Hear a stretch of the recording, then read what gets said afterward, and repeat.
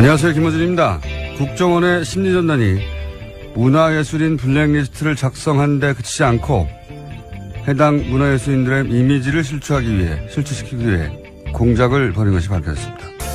배우 김성근, 김여진 씨의 나체 사진을 합성해 부적절한 관계, 육체관계 등의 문구를 넣어 인터넷에 유포한 겁니다. 일국의 최고 정보기관이 사람의 수치심을 가장 적나라하게 자극하는 방식으로 민간인들 공격한 거죠. 누가 했는지도 알 수 없고 그 출처도 알 수 없어서 당하는 민간인들로서는 저항할 방법조차 찾을 길이 없었죠. 그런데 국정원이 아무도 시키지 않은 일을 그냥 심심해서 했나요? 국정원이 이런 일을 한 목적은 자명합니다.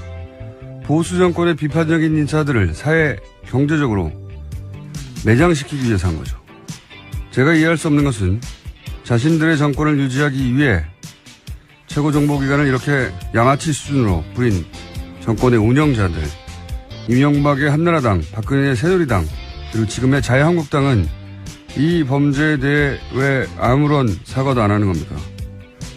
정당이 없어졌나요? 있는 것 같던데. 김호준 생각이었습니다.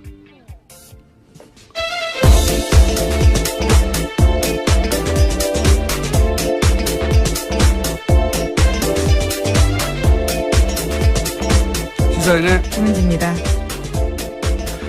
국정원이 참 여러 가지로 우리를 놀래키는데 네, 정말 저열합니다. 이렇게까지 할 줄은 사실은 상상하지 못했던 분이 많았던 것 같아요. 예, 저런 이미지를 공무원이 세금을 받고 만들었다라는 상상을 하면요. 상상이 아니고 실제죠. 참. 노무현 대통령 논두렁식의 이 워딩도 이제 심리학자들을 동원해가지고 그냥 만든 게 아니라 당사자가 가장 치욕적으로 느낄 어떤 문구를 만들어냈다는 거잖아요. 예. 그러니까 전직 대통령을 상대로도 어떻게 하면 가장 자네있는 방식으로 무너뜨려서 저항하지 못하게 하고 짓밟아 버릴까. 그래서 심리학자가 동원해서 공작을 하는데 그걸 생각하면 어느 누구를 상대로 어떤 짓을 못할까, 안 했을까. 예. 상상 가능한 범주를 넘어서는, 예. 온갖 짓을 한 것이 분명한데, 좀 방금 얘기했지만, 아니, 그러면은 그때 여당이었던, 네. 집권 세력이었던, 한나라당, 새누리당, 그리고 지금은 자유한국당. 여기에서 한마디 해야 될 거 아닙니까? 당연하잖아요. 대국민은 아니더라도 최소한 당사자란 애들에게라도 뭐라고 해야 되는데, 없는 척 하고 있어요. 네. 제가 김성근이라고 했다고 하네요. 문성근 씨인데. 예, 오늘 3부에서 저희가 직접 모시고 관련해서 당사자는 얼마나 괴롭겠습니까? 말 못할 여러 가지 고통이 있었을 텐데 구체적인 사례와 인터뷰를 저희가 3부에서 나눠보기로 하겠습니다. 자, 브리핑 시작하기 전에 요즘은 저희 앞방송이 있습니다. 김보빈 아나운서가 진행하는 앞방송 문자로 그런 문자가 와요. 오늘도 브리핑 좋았어요. 김은지. 김은지 화이팅. 이제는 저희 방송 시작할 때 오는 게 아니라 앞방송에 옵니다. 타임머신 문자들. 예. 미리 들으신 거죠? 자. 어쨌든 감사합니다. 첫 번째 뉴스는요? 네, 문재인 대통령이 유엔 총회 참석차 다음 주에 뉴욕을 방문합니다. 그에 앞서 어제 미국 CNN 방송과 인터뷰를 했는데요. 전술핵 관련된 입장을 공식적으로 냈습니다. 북한의 핵에 대응해서 우리가 자체적으로 핵 개발을 해야 한다거나 우리가 전술핵을 다시 반입해야 한다는 생각에는 동의하지 않는다라고 밝힌 겁니다. 문재인 대통령은 특히 동북아 전체의 핵 경쟁을 촉발시켜서 동북아 전체의 평화와 안전을 저해할 것이라는 판단한다라고 강조했습니다. 이건 뉴스공장에서 줄기차게 얘기했던 거고, 어젠가요? 매티스 국방장관도 얘기했잖아요. 예. 네, 공개적으로 그런 이야기를 했습니다. 뉴스공장을 듣는 것 같아요. 매티스가요? 왜냐면은 제가 위치가 뭐가 중요하냐고, 우리 땅에서 쏘건, 동해에서, 혹은 서해에서 핵잠수함에서 쏘건, 뭐가 중요하냐고, 게다가 더 구체적으로 얘기하면, 이거 조그만 핵폭탄이라고 그랬잖아요. 예. 그거는 이제 비행기 실어서 떨어뜨리거나 해야 되거든요. 핵잠수함 소리 더 빨라요.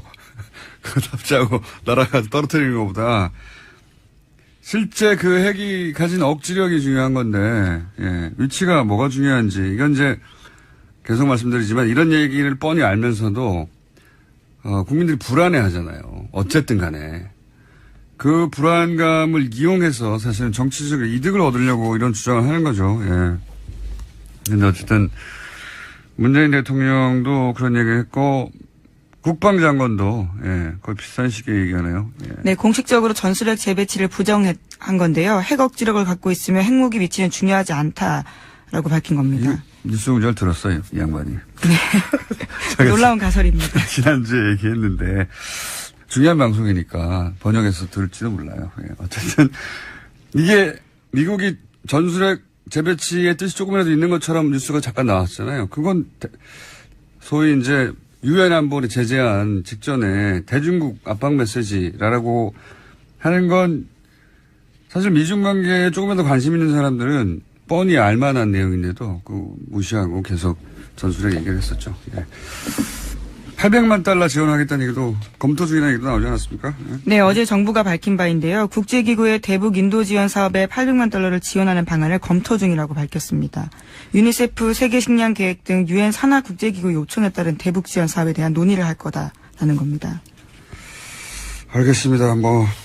방금 한 줄 속보인데,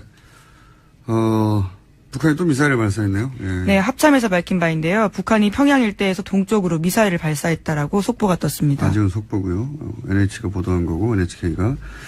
이제 유엔 안보리 대북 제재가 있었으니까 북한도 한마디 해야 되는 거죠, 지금. 예.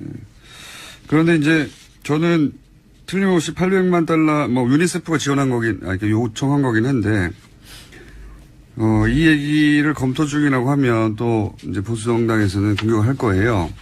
보수정당은 항상 일관된 태도로 그래왔으니까요. 근데 그래서 모든 대화 채널을 다 끊어버렸지 않습니까? 예. 저는 이럴 때일수록 이런 돌파구가 필요하다고 봅니다. 예. 서로 총을 쏘고 막 전쟁할 때 1차 대전, 2차 대전 이럴 때도 각국 정상은 계속 대화를 했어요. 채널을 돌리고. 어떻게 아무 대화도 안 하고 있습니까?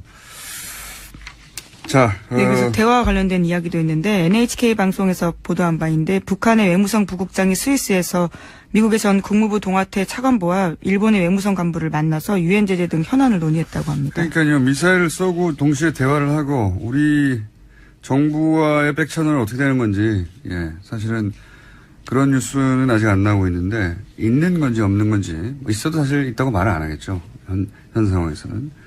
백채널은 돌아가야 하는 겁니다. 제스처는 있어야 하는 거고. 자, 다음 수는요? 네, 앞서 공장장께서 오프닝으로 이야기하셨던 소식인데요. 이명박 정부의 국정원 블랙리스트와 관련해서 이번에 정말 저열한 지시를 한 문건이 나온 겁니다. 국정원 심의전단이 2011년 여름에 배우 문성근 씨와 김여진 씨의 부적절한 관계를 꾸며내서 이미지를 실추시키는 내용의 계획서를 작성하고 상부에 보고했다라고 합니다. 또 실행에 옮겨졌고요. 알겠습니다. 이야기는 저희가 당사자로부터 직접 듣기로 하고, 사실 핵잠수함도 필요 없어요. 미국 본토에서 쏴도 25분 30분이면 평양까지 날아가요. 뭐 여기다 갖다 놓습니까? 정말. 네, 블랙리스트 이야기가 다시 또 돌아가신 거죠? 갑자기 생각이 나가지고. 예. 자, 블랙리스트 이야기 있고요. 예, 블랙리스트 뉴스는 뭐 쏟아지고 있습니다. 계속해서 MBC도 자체 블랙리스트 있다는 얘기 나오고 KBS도 나오겠죠. 그거 다 자세하게. 자, 최근에 또 BBK가 자꾸 수변위로 올라오고 있잖아요. 이 뉴스도 뉴스공장의 관심사인데. 네. 어제 대정부 질문에서 박영선 의원이 또 관련된 의혹을 제기했습니다. BBK 가짜 편지 사건과 관련한 새로운 증거가 있다라고 공개한 건데요. 자신이 받은 문자 메시지를 보여준 겁니다. 이 해당 메시지에는 박영선에게 제 본의가 아니었음을 사죄드리며 기회가 되면 정식으로 사과하겠다라는 내용인데요. 그러니까 가짜 편지를 발표한 검찰의 발표가 전부 거짓이다라는 내용이 있습니다. 이게 뭐냐면 BBK 전문가로서 이게 뭐냐면은 기획입국 이런 단어 생각나시죠? 당시 네, 2007년이었습니다. 한마디로 하면 민주당이 BBK를 이명박 후보에게 죄를 뒤집어 씌우기 위해서 만들어서 뒤집어 씌우기 위해서 김경준과 짜고 김경준을 입국시켰다. 네, 기획해서 입국시켰다라는 거죠. 이런 설을 주장했어요. 당시 새누리당에서. 근데 이제 그걸 나중에 선거 막판에 그걸 입증하는 편지라면서 흔든 게 하나 있어요. 네.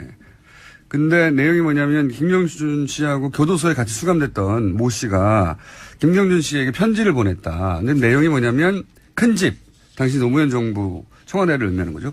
큰 집과 무슨 약속을 했던 간에 이용당할 거다. 그러니까 하지 마라. 이렇게 만류하는 그런 내용이에요. 근데 이 편지가 날조된 거라고. 3년이 지나고 나서 그 수감자의 형제가 네, 고백을 합니다. 내가 썼다고 그거. 가짜 편지라는 네. 거죠. 근데 자기가 왜 썼냐 했더니 양모 씨가 뭐 언론에 보도했으니까 얘기하죠. 양승덕 씨가 초안을 만들어서 자기한테 줬고 자기는 그래서 그 편지를 마치 보낸 것처럼 국제우편 영수증 조작해가지고 만든 거라고. 그러면 이제 여기서 질문은 그 양모 씨는 대학교에 근무하는 그냥 대학교의 직원이었거든요. 무슨 정치권에 있는 분이 아니었어요. 이런 분이 이걸 왜 하지? 양모 씨가 이렇게 거대한 사건을 선거의 어떤 대선의 그 한복판에서 편지를 만들어냈다는 게 이해가 안 가잖아요. 그럼 누가 시켰을까? 당연히 이렇게 연결돼야 되는데, 그 편지를 전달받은 당시 김병진 이명박 후보 상임 특보나 은진수 당시 클린위원회 팀장이나 그 편지를 공개하는 홍준표 클린위원회 위원장, 당시 홍준표 위원장이었어요. 모두 무죄가 나왔어요. 배우가 없다는 거죠. 예. 그때 그 폭로한 신명 씨는 이상득, 최시중, 신기옥 대통령의 이명박 대통령의 동서죠. 이 사안을 텐들링하고 있으니 검찰에 가서 얘기해도 된다. 이렇게 얘기 들었다고도 진술했는데 예. 모두 검찰이 사면해 준 예, 지어낸 얘기라고 검찰이 했어요. 지어낸 얘기. 털어준 겁니다. 예. 이 사건 역시 재수사 대상인데 박영선 의원이 어떤 단서 새로운 물증을 가지고 있는지 모르겠는데 저희가 한번 인터뷰 시도해 보겠습니다. 자, 뉴스 하나 정도 더 하고 이제 저희가 준비한 미니 인터뷰가 있거든요. 예. 네. 저보다 많이 나오는 게 아닌가 싶은 이정열 전 판사님을 곧 연결해야 될 것 같습니다. 어떤 뉴스가 있습니까, 정치권에? 예, 국민의당에서 추미애 더불어민주당 대표의 소위 땡깡 발언에 대해서 문제 삼고 있습니다. 추 대표의 사과 요구 없이는 김명수 대법원장 인준안 처리를 위한 국회 일정에 협조할 수 없다라는 입장을 밝혔습니다. 기분이 나빴겠죠. 땡깡을 놓는 집단이라고 하면. 예. 화날 수 있죠. 근데 정치가 원래 그렇게 말로 치고 박는 거고, 뭐 조롱도 하고 면박도 하고, 어느 나라 그래요. 다른 나라 국회 그 진행되는 거 보면 서로 그냥 날선 공방, 뭐 유머를 좀 섞어가면서 하기도 하는데, 근데 이제 추미애 대표만 땡깡 놓는 집단이라고 했냐. 안철수 대표도 문재인 청와대야말로 적폐라고 했거든요. 예. 근데 만약에 그런 말을 듣고 문재인 대통령이 나를 적폐라고 하다니 모욕적이다. 사과하기 전까지는 청와대 업무를 보지 않겠다. 이렇게 말했다고 생각해 보세요. 그럼 언론이 가만히 있겠어요? 정치적 공방하고 공적인 책무를 구분하지 못한다고 그랬겠죠. 비난이 쏟아졌겠죠. 누구도 편들어주지 않았을 거예요. 그러니까 국민의당은 추미애 대표하고 말로 싸우면 됩니다. 말로 싸우는 게 정치인데 그래서 더 설득적인 지지를 받고 근데 사과하기 전에는 이제 사법부 수장 자리를 공석으로 두겠다는 거죠. 일정에 협조할 수 없다는 거잖아요. 네, 원래 25일 전에 임명 절차를 끝내야 되는데요. 거기에 얽매이지 않겠다라고 밝힌 겁니다. 그러니까 이런 공방이 있다고 해서 기계적으로 양쪽 다 전달하는 건 좀 말이 안 되는 것 같아요. 자기들이 하는 게 어떻게 사법부 수장을 공석으로 둘 명분이 되냐. 만약에 문재인 대통령이 적폐라고 했다고 청와대 업무를 보지 않는 것과 마찬가지니까 이렇게 따져야 정상 아닙니까? 저는 그렇게 생각이 되는데 항상 이 사태는 제2의 머리 자르기 사태로 벌지나 뭐 이런 식으로 기자들은 빠져나가고 같이 판단 안 하는 거죠. 비겁한 태도라고 봅니다. 저는. 여기까지 하고요. 네, 저는 인사드리고 가겠습니다. 자, 안녕히 계십시오. 지금까지. 예, 시사인 김은지였습니다. 감사합니다. 자, 바로 연결하겠습니다.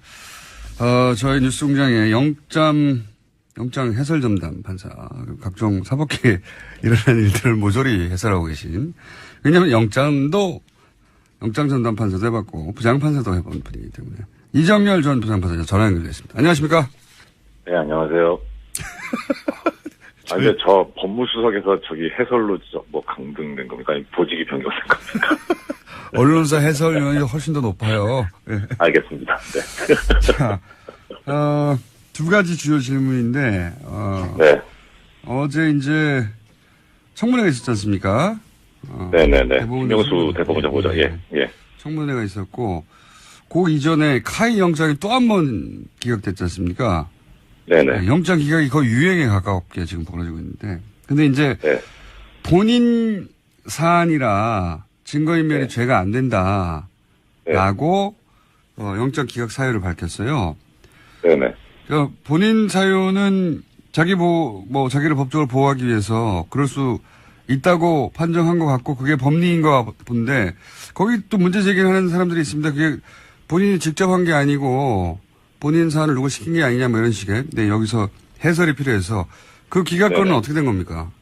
일단 지금 제가 지금 자료를 안 가지고 있어서 좀 불투명하긴 한데 아마 형법 155조인가 아마 그런 걸로 알고 있어요. 거기에 보면 증거인멸죄가 나와 있는데 네. 증거인멸죄 구성 요건 자체가 타인의 형사사건 또는 징계사건 이렇게 돼 있어요. 네. 자기의 형사사건인 경우에 아예 범죄가 안 되는 걸로 지금 법이 그렇게 돼 있습니다. 네. 그러니까 이게 뭐 이렇게 법을 규정하는 게 맞냐 틀리냐를 떠나서 일단 네. 법은 그렇게 돼 있어요. 그러니까 네. 자기 사건인 경우에는 안 된다라는 게 이제 뭐 이건 좀 정말 그 형법의 기본 중에 기본이거든요. 네. 근데 그건 그렇고 네. 다만 이제 제기되는 문제가 뭐냐면 이게 온전히 자기 사건만이면은 뭐 그냥 범죄가 안 되는 건 너무 명백한데 이 증거가 자기 사건 겸 타인 사건일 수도 있거든요.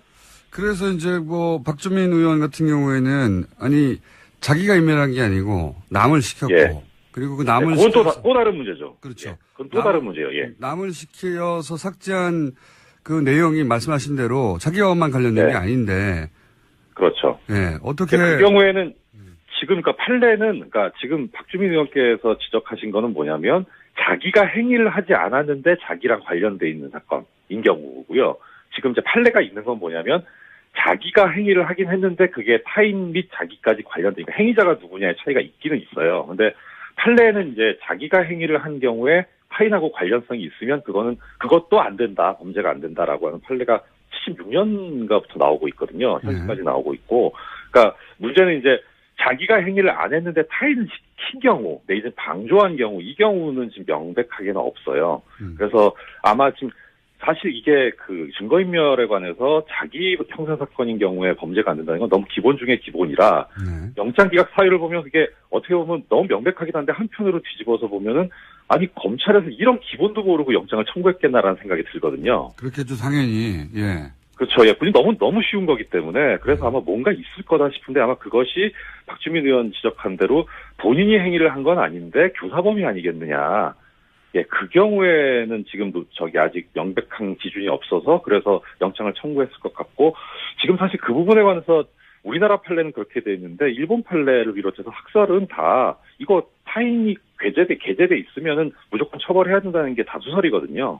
그래서 판례를 좀 바꿔봐야 되겠다라는 생각을 한 건지 아니면 뭐 그 부분에서 판례가 명백하지 않으니까 기준을 세워봐야 되겠다라는 생각으로 한 건지는 명확하지 않습니다만 검찰 태도는 상당히 이제 좀 그 범죄 성립에 관해서 증거인멸이 상당히 중대한 범죄이기 때문에 넓게 좀 보자는 취지고 그리고 이제 법원 입장은 아직까지는 좀 소극적인 입장이 아닌가 뭐 그런 정도예요. 이게 좀 전문적인 부분이라. 자, 판사님. 논란의 여전히 있습니다. 네. 예. 그러니까 술을 너무 많이 드시고 자료를 못 보니까 지금 언론만 얘기하시고 자료를 몸이 안 보셨다고. 좋아가지고. 자료를 어제 장재원 의원 하도 화가 나가지고. 장재원 의원군요. 몸이 좀 안 저희가 좋았습니다. 그런 장재원 의원과 인터뷰를 한번 요청해 보겠습니다. 네. 예. 판사님의 주장과 장재원 의원의 주장이 서로 엇갈리고 사마띠 아니하고 있기 때문에 저희가 그런 인터뷰를 요청한 다음에 네. 진행하기로 하고. 예. 그 김명수 대법원장 청문회에서 제가 이제 납득하기 쉽지 않은 질의들이 몇 가지 나왔어요. 이제 많이 나왔죠. 많이 나왔는데 제가 이제 시간이 별로 안 남았기 때문에 퉁쳐서 여쭤보면 자유한국당 주강덕 의원이 전국 법원장 회의에서 발언한 내용을 가지고 질의를 했어요. 네. 또 장재원 의원은 법무비서관 사표 수리를 독촉한 거 아니냐라고 인사에 관한 내용을 또 질의를 했습니다.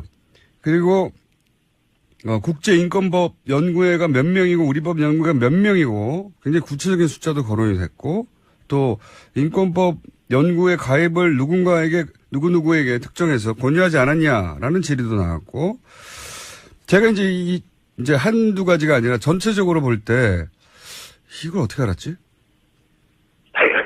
저랑 같은 생각하셨네요. 아니 이걸 대체 어떻게 아는 거지?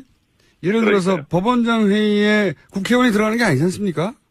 그럼요. 네. 네, 법원장급이 돼야 들어가는 것이고 이 얘기를 알았다는 거는 법원장이 최소한 법원장급이 자유한국당에 알려줬다는 얘기 아닙니까? 그렇죠. 법원장급뿐만 아니라 저는 의심 가는 사람이 한 사람이 있어요. 누구? 법원장급은 아닌데 뭐 어느 다른 방송사에서 주광덕 의원이 인터뷰를 한 거 보니까 그 법원장의 녹음도 가지고 있다 이런 얘기가 나왔어요. 녹음도요? 네, 그래서 그게 사실인지 아닌지까지는 모르겠는데 최소한 하여튼 이 1년의 여러 가지 정보들이 나오는 출처가 네. 누구의 짐작은 가거든요. 이게 아닌데 뭐 증거는 없는데. 네. 예. 예를 들어서 이건 예. 사표 뭐 관련 이런 거는 그 인사를 담당하는 법원 행정처나 또는 네. 뭐 무슨 연구에 몇 명 있다는 거는 거기에 가입된 개인들도 모를 텐데 법원 행정처 같은 곳 아니면 전체적으로 그렇죠. 법원의 행정을 관리하고 정보를 관리하고 인사를 관리하는 이런 것만 아는 거 아닙니까? 이런 정보는? 그렇죠. 맞습니다. 예. 아주 지당하신 말씀입니다. 그게 이런 사례도 있었어요. 어떤 판사 같은 경우에는 뭐 신문사에서 연락이 와가지고 뭐 이렇게 따지는데 예. 본인도 알 수 없는 본인의 자료들을 알고 있더라는 거예요. 그 신문사에서 질문이 그래서 이게 뭐 그 당시에 이제 얘기가 돌기를 행정처에서 다 흘린 거 아니냐 언론사에다가 그러니까 뭐 블랙리스트까지 모르겠는데 자기들 마음에 안 드는 판사에 대해서 뭐 좀 안 좋은 평가가 날 수 있게 흘린 거 아니냐 그런 소문이 되게 많이 돌았었거든요. 이것도 아마 일련의 상황 그 연장선상에 있을 거고 지금 공장장님 말씀하신 거 다 이 내용이 법원 행정처는 모르는 내용입니다. 그러니까 제가 몰라요. 30초밖에 안 남아서 여기서 끊어야 되는데 법원 행정처가 김명수 대법원장 임명을 막기 위해서 자유한국당에 자료를 준 거라고 보이는 정황 아니냐 이런 질문입니다. 10초 만에 답변해 주세요. 그런 생각이 들고 그리고 그 과정에 이 말씀 누구지 제가 밝힐 수는 없는데 우리법연구회 출신입니다. 이 얘기한 사람. 저는 자, 그렇게 확신하고 있습니다. 요 문제 한 번 더 인터뷰하죠. 여기까지 하겠습니다. 네, 오늘 안녕히 계십시오. 네, 이정열 전 부장판사였습니다. 독일을 통일했던 헬무트 콜 총리를 이기고 1998년부터 2005년까지 독일의 제7대 총리를 역임했고 최근 문명국가로의 귀환이라는 자서전을 발간한 슈레더 전 독일 총리를 스튜디오에 직접 보셨습니다. 안녕하세요. Vielen Dank. Ich bin gern gekommen. 예, 저는 방한 기간 중에 택시 드라이버 영화도 관람하였고 또한 이 촛불 혁명에도 지대한 영향과 기여를 했다라는 말씀도 들어서 초대받는 것을 기꺼이 응했습니다. 독일 전직 총리로는 처음 와주셨기 때문에 대단히 감사드리고 더불어서 정치인 슈레더는 한국 언론에 소개가 된 적이 있지만 어떤 사람인지 자연인으로 한 번도 소개된 적이 없어서 저도 궁금해서 개인적인 질문부터 몇 가지 드리겠습니다. 첫 번째 드릴 질문은 제가 자료를 보다 보니까 중학교를 졸업하고 나서 소매상의 판매직으로 일을 하셨더라고요. 고등학교 진학을 안 하고. 왜 고등학교 진학을 안 했는지, 공부를 못 했는지. Nein, ich habe nicht gefaulenzt. 제가 공부를 못하거나 게을리하지는 않았습니다. 그런데 저희가 5형제였거든요. 그리고 저희 어머님은 전쟁 미망인이셨어요. 아하. 아버님이 2차 세계대전 중에 돌아가셨습니다. 따라서 당시에 저희 집안의 형제들은 모두 스스로 각자 해결해야 되는 상황이었죠. 학비를 부모로부터 기대할 수 없었고요. 또한 너무나 가난했었기 때문에 각자 형제들이 빨리 독립해야 한다. 스스로 벌어서 내 앞가림을 해야 한다라는 것을 저희는 너무나 다 잘 알고 있었습니다. 저는 야간 학교를 다니면서 소매상에서 일하면서 저녁에 공부를 하면서 독일에서 대학에 입학할 수 있는 입학 자격 시험에 합격을 하였는데요. 야간 학교 다니면서 취득한 겁니다. 말하자면 그래도 어느 정도 살만한 집안의 자녀라면 가지 않았을 그런 다른 길을 간 거죠. 제가 다른 길을 가기는 했지만 이것이 제 인생에 한 번도 해가 되었거나 어떤 불이익을 크게 끼쳤다라고는 생각하지 않았습니다. 저희 어머님이 저희를 사랑으로 키우셨고 또 무한한 자유를 주셨기 때문에 저는 저의 유년 시절이 행복했다고 생각합니다. 제가 자료를 보니까 22살이어서 대학 입학 자격을 얻으셨습니다. 그런데 변호사 자격을 취득한 건 1976년이에요. 그래서 따져보니까 대학 입학 자격부터 변호사까지 14년이 걸렸어요. 14년이. 그리고 그 사이에 뭐 하셨는지 전혀 없거든요. 20대 초반부터 30대 중반이 되는 14년 동안 무슨 일을 하셨는지, 14년 동안 계속 변호사 시험에 떨어진 건지. Ich habe ihn außerordentlich kurz studiert. 추측하시는 것보다 솔직히 저는 공부를 좀 잘하는 편이었습니다. 그래서 지금 14년이나 제가 떨어졌다가 고배를 마시고 공부만 했다고 생각하시는데요. 사실은 그렇지 않아요. 저는 독일에서 다른 학생들보다는 빨리 학업을 오히려 마친 편이었어요. 9개 학기, 즉 4.5년 만에 학업을 마쳤는데요. 저희가 가난했고 제가 돈을 빨리 벌어야 했기 때문에 오히려 공부를 여유 있게 할 수가 없었어요. 그래서 굉장히 빨리 공부를 마치려고 노력했던 편인데요. 시간이 이렇게 걸렸다는 것은 말씀드리면 4.5년 정도 9학기에 걸쳐 학업을 마치고 나서 독일은 일반적으로 실습을 합니다. 그래서 법원 시보로도 실습을 하고 로펌에 가서도 시보를 하고 또 검찰청에서도 시보를 하는 이런 실습 기간이 긴데요. 지금 76년이라고 하신 것은 제가 시험에도 다 이미 합격하고 로펌에서 말하자면 그 월급쟁이 변호사라도 일을 했던 그런 것들을 다 지나서 1976년에 제 법률 사무소를 낸 것이 76년이었다는 뜻이었습니다. 의심이 많으시니까 성적표도 보내드릴 테니까 청취자분들께 꼭 공개해 주시기 바랍니다. 1980년에 연방하원 선출이 처음 되셨는데, 이때가 그러면 30대 후반이네요. 예. 정치를 왜 시작하신 건지. Das hat zu tun mit meiner Kindheit. 저희 집이 워낙에 가난하였습니다. 그러다 보니까 교육의 기회는 곧 힘이다. 교육만이 힘이라는 그런 생각을 일찍 했습니다. 그래서 저의 삶에 있어서 항상 누구나 무상 교육을 받도록 해야 한다라는 것에 제 정치 삶을 바쳤다고 해도 과언이 아닙니다. 그래서 가난한 집 아이들도 부모의 돈이 없어도 열심히 노력만 하고 교육을, 즉 대학 교육을 돈 없어도 받을 수 있는 기회가 있다면 부모가 가진 부에 관계없이 자기 삶에서 성공할 수 있다는 것. 그래서 저는 교육에 있어서 교육의 정의, 모든 사람에게 있어서의 무상교육, 이것을 위해서 헌신했다고 생각합니다. 즉 교육에 있어서의 이러한 정의를 세우기 위해서 필요한 것이 곧 정치였고, 그래서 저는 정치인이 됐습니다. 본인의 이상을 본인이 직접 가능하다는 걸 보여준 셈이네요? 맞습니다. 예를 들어서 무상급식이나 무상교육을 해야 되겠다고 생각했던 정치인들도 많았을 텐데, 결국 총리까지 되는 사람은 극소수에 불과하거든요. 그 극소수만 갈 수 있는 자리까지 갈 수 있었던 건 본인의 어떤 자질 때문이라고 생각하는지 그게 궁금합니다. Ich glaube, man braucht doch 첫째, Ehrgeiz. 야망이 있어야 된다고 생각합니다. 자기가 정말 되고 싶은 것을 열렬히 추구하는 그런 마음. 두 번째, 열정이 필요하죠. 다른 어떤 것보다도 나는 이것이 정말 되고 싶다 하는 열정. 그 다음에 세 번째는 커뮤니케이션 능력이라고 생각되는데, 커뮤니케이션은 사실 정치에서 가장 중요한 자질이라고 볼 수도 있습니다. 왜냐하면 정치라는 것이 사람을 이해하고 사람과 소통해야 되고 그들을 감지할 수 있어야 되는데, 이것은 탤런트라고 생각합니다.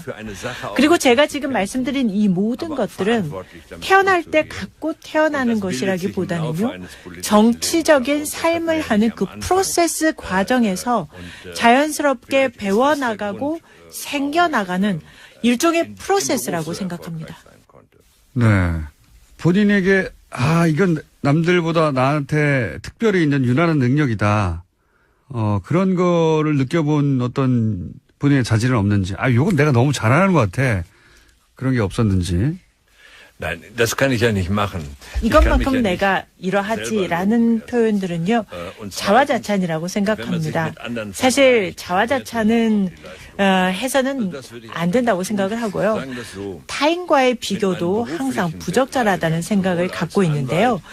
그렇게 물어보시니까 한번 생각을 해보면, 제가 변호사를 할 때나 정치인으로서 활동을 할 때도 어떤 과정에서든 저는 상당히 저 자신에게 만족하는 편이었습니다. 때로는 극심하게 어려운 시기도 있었고 또 매우 내리기가 어려운 결정들도 있었어요.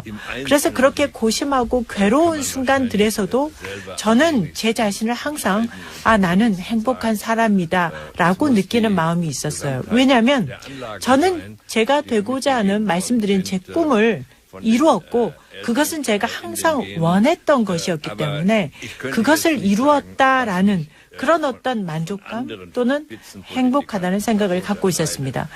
저 스스로한테 족하다라는 생각을 갖고 있었습니다. 그건 제가 보기엔 부모님 감사드려야 할 것 같은데, 낙천적이고 긍정적이고 자존감이 강하고, 예. 저도 그래요. 저도 그런데 그거는 물려받은 겁니다. 생각해보면. 예. 독일 총리를 하셨으니까 이 질문을 드리지 않을 수가 없습니다. 이제, 분단 국가인 우리로서는 독일의 통일을 굉장히 부러워하는데, 이 우리 한반도 문제에 있어서 예를 들어서 가장 강력한 영향을 미치는 미국은, 통일을 표면적으로는 지지한다고 하지만 남한에 의한 실제로 그동안의 역사를 보면 실제 통일을 지지했었다면 뭐 북한과 평화협정을 맺고 그리고 북한의 체제 보장을 약속해서 이 평화적인 환경을 오랫동안 지속될 수 있는 평화 환경을 만들었어야 하는데 지금 뭐 60년 이상 평화협정을 맺지 않고 있기 때문에 이 남북의 긴장 관계를 군사적으로, 경제적으로, 전략적으로 미국 이익에 부합되도록 활용한 측면이 있어 보이거든요. 근데 독일은 이런 미국이나 혹은 반대하는 영국이나 혹은 프랑스, 우리도 일본이나 중국이나 미국이 있는데 어떤 전략으로 되어 있는가, 어떻게 통일로 이끌어가는데 그 주변국들을 통일을 지지하도록 만들었는가 이런 게 궁금한 겁니다. 예. Ich glaube, dass die 영국, 프랑스, 네덜란드 이런 유럽의 국가들에 있어서 일단 중요한 것은 나토 동맹 체제라는 것이 하나가 있습니다. 그런데 전체적으로 볼 때 유럽은 당시 독일의 분단을 통해서 또는 구동구권 소련 이런 체제 하에서 사실 유럽이 분단되어 있다가 소련 동구권이 무너지면서 유럽이 통일이 돼버린 거예요. 이 역사적인 사실이 먼저 선행된 거죠. 그러다 보니까 영국 같은 경우도 대처 총리가 엄청나게 의구심을 갖고 여기에 반대하고 그랬죠. 그런데 전체적인 대세라는 것이 이제 유럽이 통합이 됐다. 유럽의 분단이 극복됐다라는 것이 대세였어요. 그러다 보니까 미국도 물론 통일된 유럽의 이해관계가 있었을 겁니다. 그것이 경제적인 이유든 정치적인 이유든 이해관계가 있었겠죠. 또는 러시아에 대해서든 어쨌든 어떤 이유든 간에 역사적으로 유럽이 통합된 이 큰 흐름이 있었고 그다음에 헬무트 콜 총리가 통일을 밀어붙인 거죠. 지금이야말로 통일이 될 절호의 기회라는 것을 간파하고 밀어붙이니까 유럽이 통일된 마당에 독일만 분단으로 남아 있어야 한다라는 게 이게 명분이 없어진 거예요. 바로 그러한 명분 때문에 영국도 어떻게 보면 대처가 결국은 그 명분 앞에서 자신의 그런 유보적인 입장을 결국 내려놓을 수밖에 없었다라고 생각을 합니다. 두 번째는 구동독에서 사람들이 대량 탈출을 시작한 겁니다. 헝가리라든지 이런 다른 동유럽 국가들로 그냥 국경을 넘어가 버린 거예요. 그래서 구동독에 있는 사람들이 이렇게 대량 탈출을 할 때 서유럽권에서 다들 굉장히 놀라는 상황이었거든요. 그리고 통일에 대해서 강대국들의 우려, 걱정 없을 수가 없죠. 독일이 너무 강력해지는 것 아닌가. 여기에 대한 두려움은 항상 있었습니다. 그런데 두 가지. 통일된 독일이 유럽연합의 일원으로 남는다. 즉 유럽이라는 큰 집에 통합된 한 일원으로 남는다는 것. 이 메시지가 중요했고요. 두 번째는 헬무트 콜이 고르바초프와 협상을 해서 통일된 독일은 통일 이후에도 나토의 일원으로 남겠다라는 이 두 가지가 있었기 때문에 주변국의 우려를 불식시킬 수 있었습니다. 좀 전에 미국의 어떤 이해관계 때문에 이런 분단의 평화협정을 하려면 했을 텐데 이런 미국의 이해관계도 말씀을 하셨는데 저는 이 분단에 대한 이해관계가 미국만 있는 것인가 하는 생각도 해봅니다. 자, 그렇다면 이 분단을 극복하기 위해서 한국에는 어떤 일들이 일어나야 하고 한국은 무엇을 해야 할까 하는 생각을 해보면요. 저는 이 한반도 문제라는 것은 주변 3강국, 중국, 러시아, 미국, 이 3개 대국이 공동 보조를 해야만 가능하다고 생각합니다. 최근에 그 북한 제재 안보리 결정에서 보듯이 이들 국가들이 공동 보조를 해야만 뭔가 이루어질 수 있다는 건데요.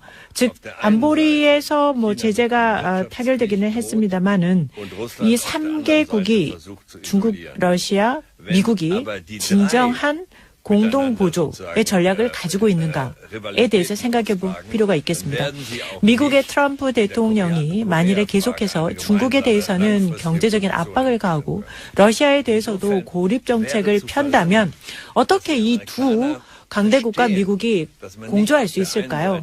이들이 이 3개국이 라이벌 관계를 계속해서 유지한다면 한반도 문제에 있어서 장기적인 관점의 합의 또는 공조는 쉽지 않아 보입니다. 또한 미국의 이해관계, 또 미국이 반드시 이해하고 넘어가야 하는 것은 중국에 대해서 경제적인 압박, 러시아에 대한 고립 정책 이런 것을 계속하게 되면 절대 이 두 국가가 미국에 대해서 공조를 할 이유가 없다는 것이죠. 그런데 지금 현재 한국의 새 정부가 방향을 설정한 것을 보니까 제가 볼 때는 꽤 괜찮은 방향 설정을 하고 있다고 생각이 듭니다. 그중에서도 에너지 분야를 보면은요.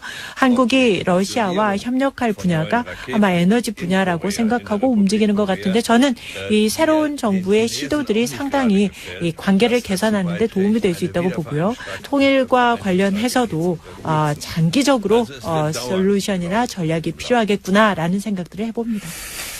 미국 얘기가 나와서 관련해서 한 가지를 더 여쭤보자면 독일은 유럽에서 가장 굳건한 미국의 우방국 중에 하나였어요. 그런데 최근에 트럼프 정부가 들어서고 나서 메르켈 총리가 유럽 운명은 유럽 스스로 맞서야 한다라고도 하고 미국 안보 협력을 영구적으로 기대할 수 없다고도 하고 이런 발언들이 나오는데 독일과 미국의 관계가 아주 근본적으로 바뀌는 그런 시대에 접어들어섰나요? 어떻게 이해해야 합니까? Nein, das glaube ich nicht. 제가 볼 때 근본적인 어떤 관계 변화라고는 할 수 없을 것 같습니다. 그렇지만 변화가 있는 것은 사실이고요. 사실 제가 총리 재임 시절에 부르짖었던 것이 상대적인 외교 정치의 독립성이었던 것이고요. 그런 의미에서 저는 이라크 전쟁 참전을 반대했었습니다.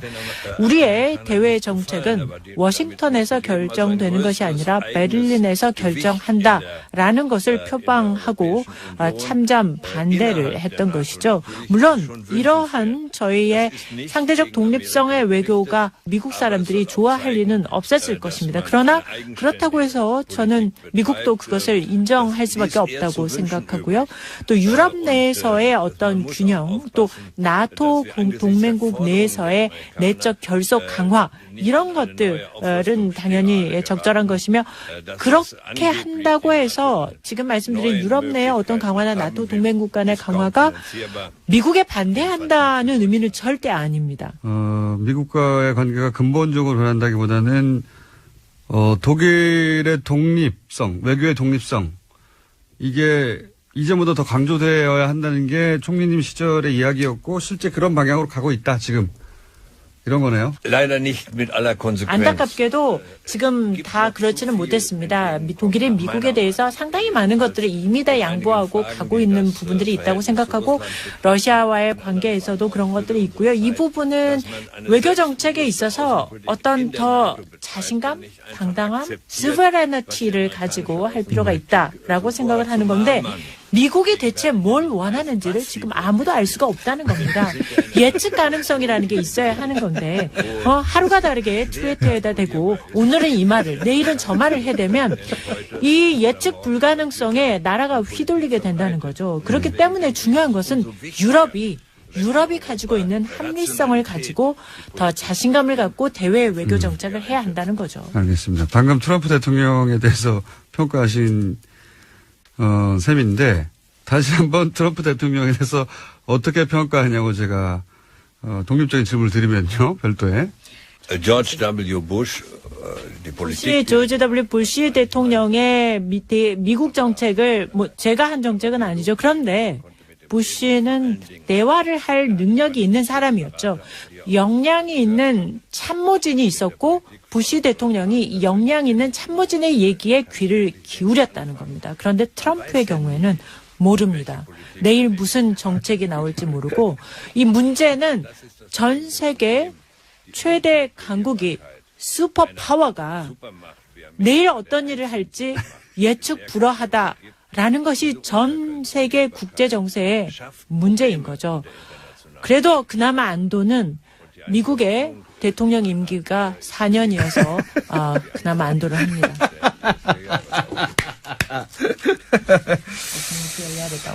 지금 그런 트럼프하고 이야기를 어떻게 우리 한국의 보수 세력이 주고받고 있냐면 전술핵을 한반도에 다시 배치하자. 그리고 트럼프 역시 그런 가능성이 있을 수도 있다. 이런 언급을 내비치고 전술핵을 한국에 다시 갖다 놓는 얘기를 하고 있는데 물론 현 정부는 반대하고 있습니다.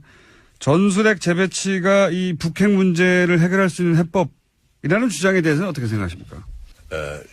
전혀 아닙니다. 국제 정치가 추구하는 목표라는 것은 핵에 대한 전반적인 축소입니다.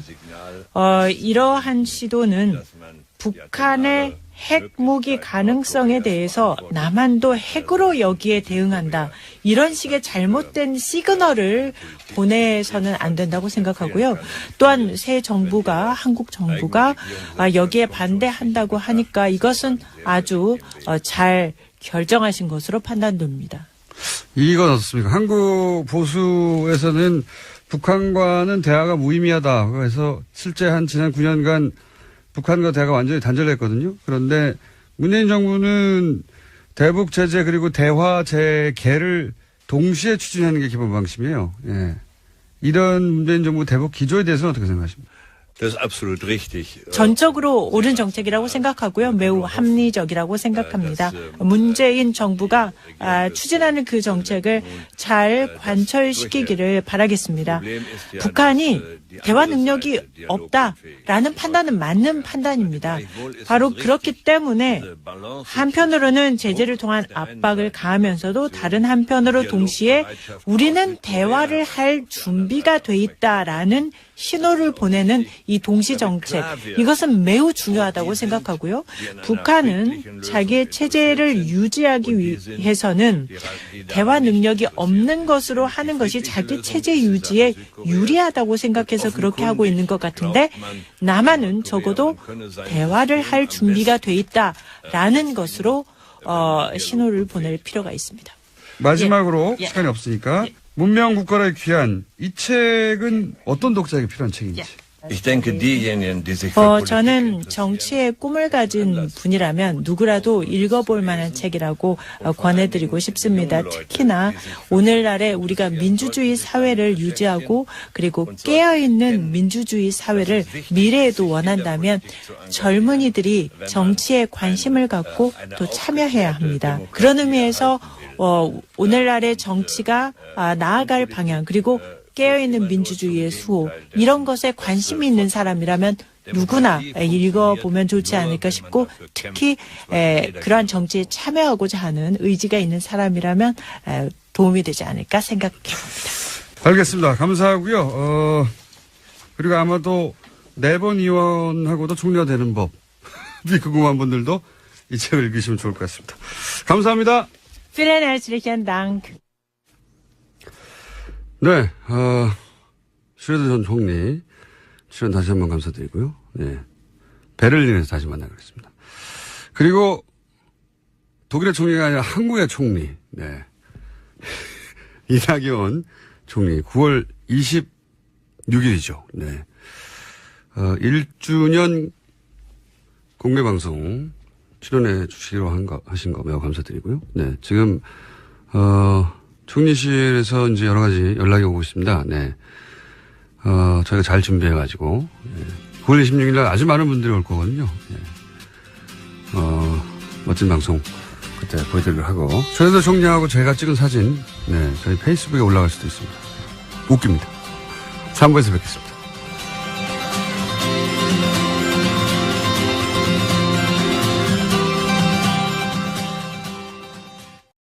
예, 거의 비슷한 시기에 얘기하네요. 예. 네, 공식적으로 전술핵 재배치를 부정한 건데요. 핵 억지력을 갖고 있으면 핵무기 위치는 중요하지 않다라고 밝힌 겁니다. 뉴스 잘 들었어요, 이 양반이. 네. 놀라운 가설입니다. 지난주에 얘기했는데 중요한 방송이니까 번역해서 들을지도 몰라요. 예, 어쨌든 이게 미국이 전술핵 재배치의 뜻이 조금이라도 있는 것처럼 뉴스가 잠깐 나왔잖아요. 그건 소위 이제 유엔 안보리 제재안 직전에 대중국 압박 메시지라고 하는 건 사실 미중 관계에 조금만 더 관심 있는 사람들은 뻔히 알만한 내용인데도 무시하고 계속 전술핵 얘기를 했었죠. 예. 800만 달러 지원하겠다는 얘기도 검토 중이라는 얘기도 나오지 않았습니까? 예. 네, 어제 정부가 밝힌 바인데요. 국제기구의 대북 인도 지원 사업에 800만 달러를 지원하는 방안을 검토 중이라고 밝혔습니다. 유니세프 세계식량 계획 등 유엔 산하 국제기구 요청에 따른 대북 지원 사업에 대한 논의를 할 거다라는 겁니다. 알겠습니다. 방금 한 줄 속보인데, 북한이 또 미사일을 발사했네요. 예. 네, 합참에서 밝힌 바인데요. 북한이 평양 일대에서 동쪽으로 미사일을 발사했다라고 속보가 떴습니다. 아직은 속보고요. NH가 보도한 거고, NHK가. 이제 유엔 안보리 대북 제재가 있었으니까 북한도 한마디 해야 되는 거죠, 지금. 예. 그런데 이제 저는 틀림없이 800만 달러, 유니세프가 지원한 요청한 거긴 한데, 이 얘기를 검토 중이라고 하면 또 이제 보수정당에서는 공격을 할 거예요. 보수정당은 항상 일관된 태도로 그래왔으니까요. 근데 그래서 모든 대화 채널을 다 끊어버렸지 않습니까? 예. 저는 이럴 때일수록 이런 돌파구가 필요하다고 봅니다. 예. 서로 총을 쏘고 막 전쟁할 때 1차 대전, 2차 대전 이럴 때도 각국 정상은 계속 대화를 했어요. 채널을 돌리고. 어떻게 아무 대화도 안 하고 있습니까?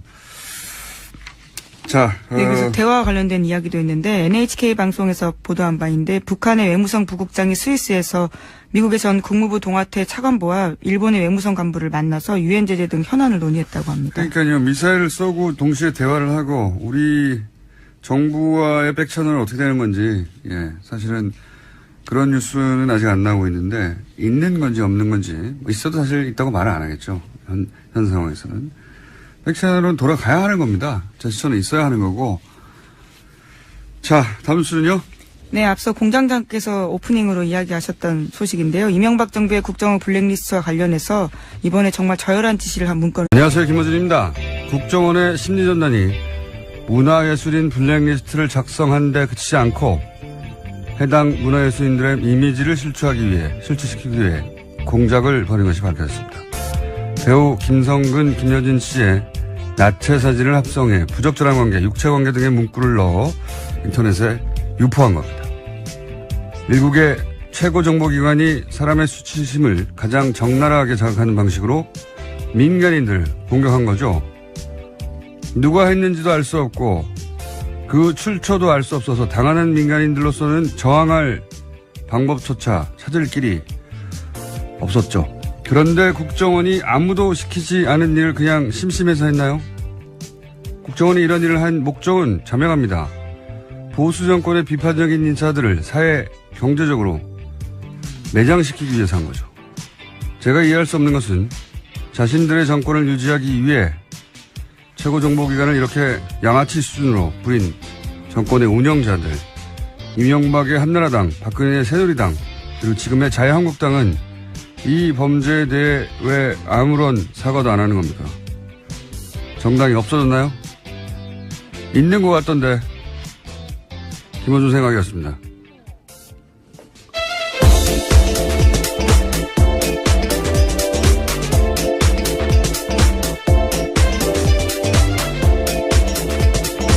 시사인의 김은지입니다. 국정원이 참 여러 가지로 우리를 놀래키는데 예, 정말 저열합니다. 이렇게까지 할 줄은 사실은 상상하지 못했던 분이 많았던 것 같아요. 예, 저런 이미지를 공무원이 세금을 받고 만들었다라는 상상을 하면요. 상상이 아니고 실제죠. 참. 노무현 대통령 논두렁식의 이 워딩도 이제 심리학자들을 동원해가지고 그냥 만든 게 아니라 당사자가 가장 치욕적으로 느낄 어떤 문구를 만들어냈다는 거잖아요. 예. 그러니까 전직 대통령을 상대로도 어떻게 하면 가장 잔인한 방식으로 무너뜨려서 저항하지 못하게 하고 짓밟아 버릴까. 그래서 심리학자가 이 동원해서 공작을 하는데 그걸 생각하면 어느 누구를 상대로 어떤 짓을 못할까, 안 했을까. 예. 상상 가능한 범주를 넘어서는, 예. 온갖 짓을 한 것이 분명한데, 좀 방금 얘기 나온 겁니다. 국정원 심리전단이 2011년 여름에 배우 문성근 씨와 김여진 씨의 부적절한 관계를 꾸며내서 이미지를 실추시키는 내용의 계획서를 작성하고 상부에 보고했다라고 합니다. 또 실행에 옮겨졌고요. 알겠습니다. 이야기는 저희가 당사자로부터 직접 듣기로 하고, 사실 핵잠수함도 필요 없어요. 미국 본토에서 쏴도 25분, 30분이면 평양까지 날아가요. 뭐 여기다 갖다 놓습니까? 정말. 네, 블랙리스트 이야기가 다시 또 돌아가신 거죠? 갑자기 생각이 나가지고. 예. 자, 블랙리스트 이야기 있고요. 예, 블랙리스트 뉴스는 뭐 쏟아지고 있습니다. 계속해서 MBC도 자체 블랙리스트 있다는 얘기 나오고 KBS도 나오겠죠. 그거 다 자세하게. 자, 최근에 또 BBK가 자꾸 수변 위로 올라오고 있잖아요. 이 뉴스도 뉴스공장의 관심사인데. 네. 어제 대정부 질문에서 박영선 의원이 또 관련된 의혹을 제기했습니다. BBK 가짜 편지 사건과 관련한 새로운 증거가 있다라고 공개한 건데요. 자신이 받은 문자 메시지를 보여준 겁니다. 이 해당 메시지에는 박영선에게 제 본의가 아니었음을 사죄드리며 기회가 되면 정식으로 사과하겠다라는 내용인데요. 그러니까 가짜 편지를 발표한 검찰의 발표가 전부 거짓이다라는 내용이 있습니다. 이게 뭐냐면 BBK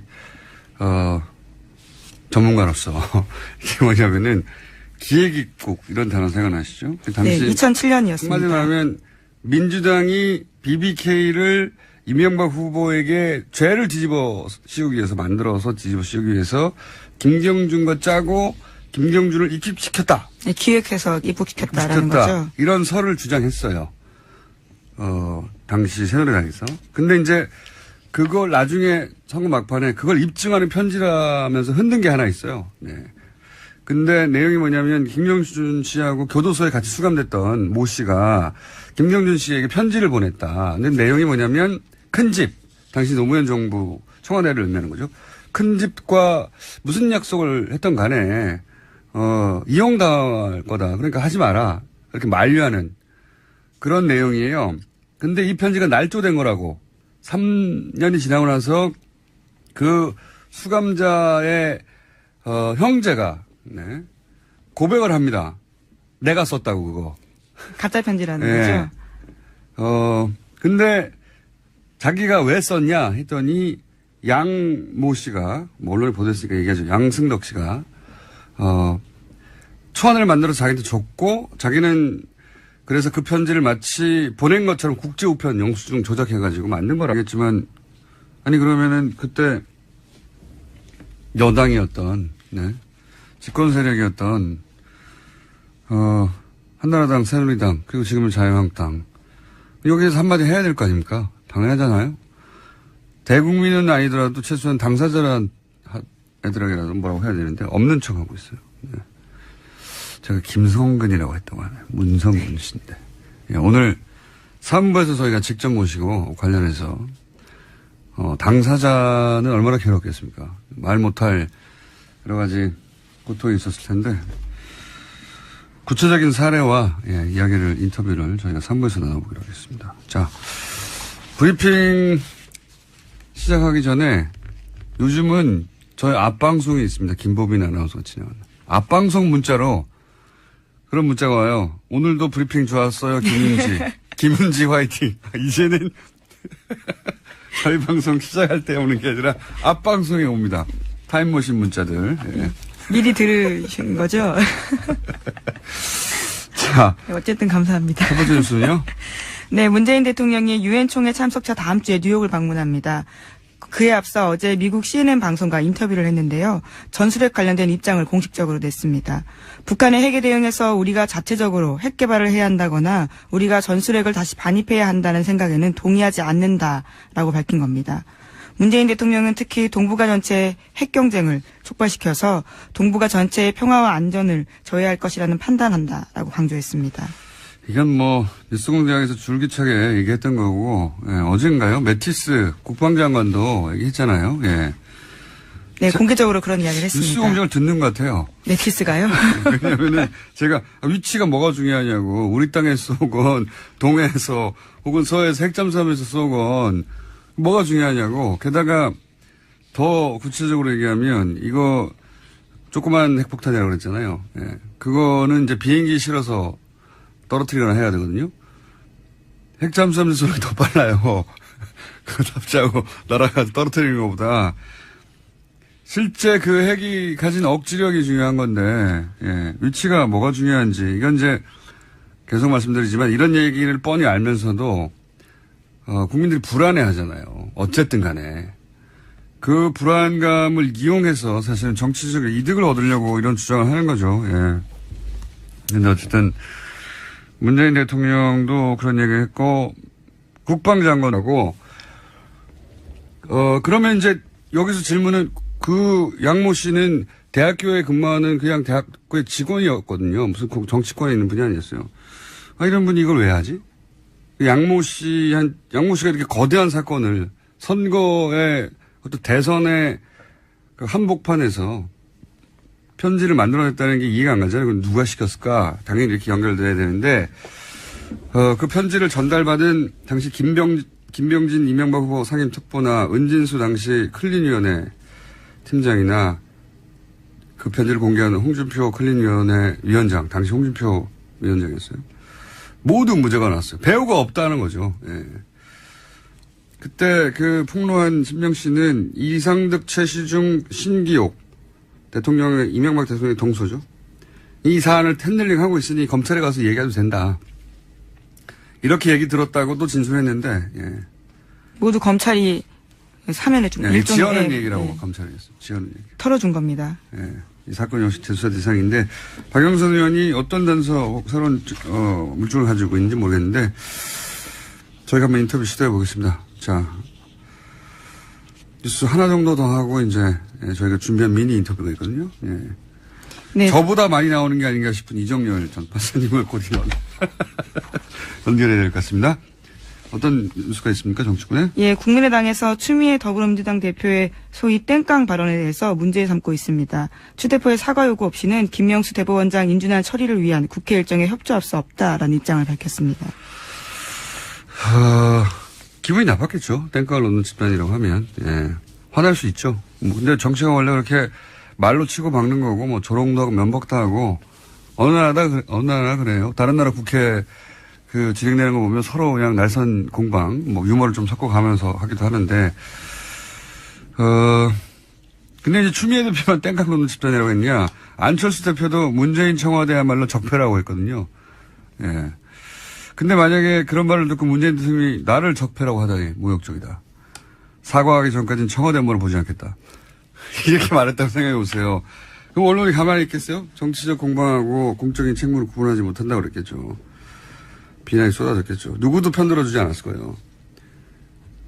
그러니까 국민의당은 추미애 대표하고 말로 싸우면 됩니다. 말로 싸우는 게 정치인데, 그래서 더 설득력 쪽의 지지를 받고, 근데 사과하기 전에는 이제 사법부 수장 자리를